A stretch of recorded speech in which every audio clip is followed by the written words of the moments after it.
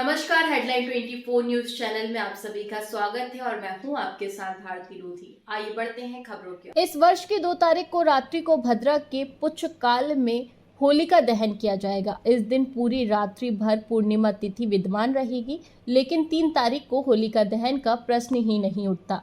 धर्म सिंधु, निर्णय सिंधु आदि ग्रंथों के अनुसार प्रतिपदा तिथि को होलिका दहन नहीं करना चाहिए, चाहे भद्रा पुच्छकाल में होलिका दहन क्यों न करनी पड़े। होलिका दहन का कर्म काल रात्रि कालीन होता है, अतः 3 तारीख को रात्रि में पूर्णिमा तिथि नहीं रहेगी। ग्रहण का सूतक और ग्रहण की समाप्ति पश्चात रात्रि में प्रतिपदा तिथि आ जाएगी, अतः होलिका दहन के कर्म काल हेतु यह तिथि उपयुक्त नहीं है। ग्रहण रात्रि दूषित मानी जाती है, जो कि होलिका दहन के लिए अशुभता देगी। यह जरूर है कि 2 तारीख की रात्रि में होलिका दहन पश्चात धुलेंडी उत्सव प्रारंभ हो जाता है, परंतु इस वर्ष ग्रहण के सूतक काल की वजह से यह कार्य प्रभावित होगा।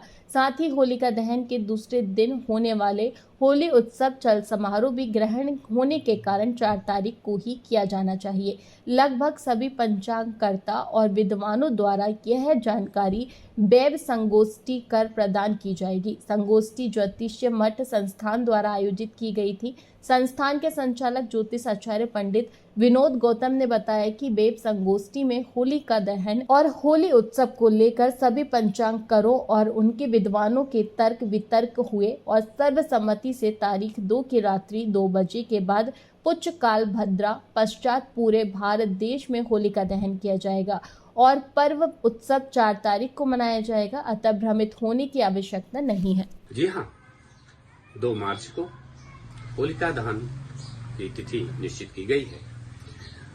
ज्योतिष मठ संस्थान द्वारा अनेक विद्वानों से वेब संगोष्ठी कर और उपस्थित विद्वानों की सहमति से जो इस वर्ष तिथि की स्थितियां जो निर्मित हुई हैं, जो तिथि क्योंकि पूर्णिमा तिथि रात्रिकालीन तारीख 2 मार्च को ही पूरी रात्रि में रहेगी और 3 मार्च को रात्रि में पूर्णिमा तिथि नहीं रहेगी।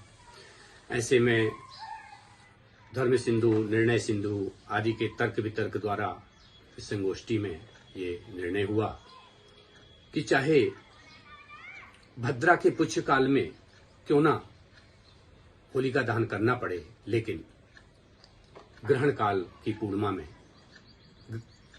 और प्रतिपदा में होलिका दहन नहीं करना चाहिए। ऐसे में इस वर्ष होलिका दहन 2 तारीख की रात्रि में 2 बजे के बाद भद्रा के पुच्छकाल में किया जा सकेगा।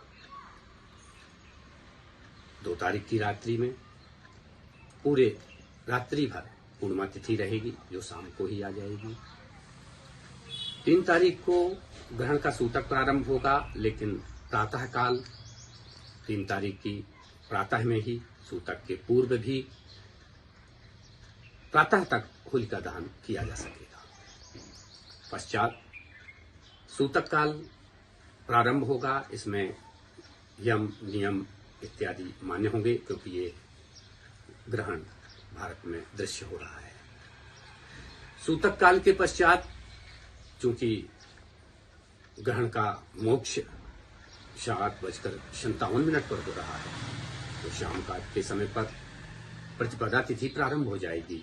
ऐसे में इस दिन तो होलिका दहन का प्रश्न ही नहीं उठता।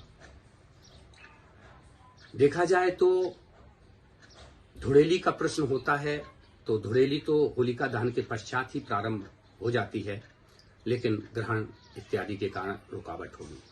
चल समारोह के लिए जरूर शुभ स्थितियां निर्मित होती हैं, क्योंकि चल समारोह में हमारे कुल देवताओं मंदिरों में, साथ ही उन गुरुद्वारों के जो गुरु की गादियों में रंग गुलाल इत्यादि भगवान के साथ में, अपने आराध्य देवताओं के साथ में, कुल देवी देवताओं के साथ में पहली गुलाल रंग इत्यादि भभूत का, जो होलिका से जली हुई भभूत का अर्पण शुरू हो जाता है। तो चल समारोह शुभ समय में निश्चित तौर पर 4 तारीख मार्च में होना चाहिए। 4 मार्च को ही चल समारोह सभी जगह होगा एवं पूरे भारत वर्ष में देखा जाए तो 2 तारीख को ही रात्रि में भद्रा के पुष्यकाल 2 बजे रात्रि के पश्चात होलिका दहन किया जाएगा। ये संगोष्ठी में ज्योतिष मठ संस्थान के अन्य विद्वान वाराणसी से संबंधित मुंबई और अन्य देशों के कोने कोने के विद्वानों द्वारा जो ये निर्णय बताया गया, उसी के आधार पर ज्योतिष मठ संस्थान द्वारा ये निर्णय आपके द्वारा प्रस्तुत हो रहा है। जय गुरुदेव। फिलहाल के लिए इस खास खबर में इतना ही। देश विदेश की तमाम बड़ी खबरों को जानने के लिए देखते रहे हेडलाइन 24 न्यूज चैनल। नमस्कार।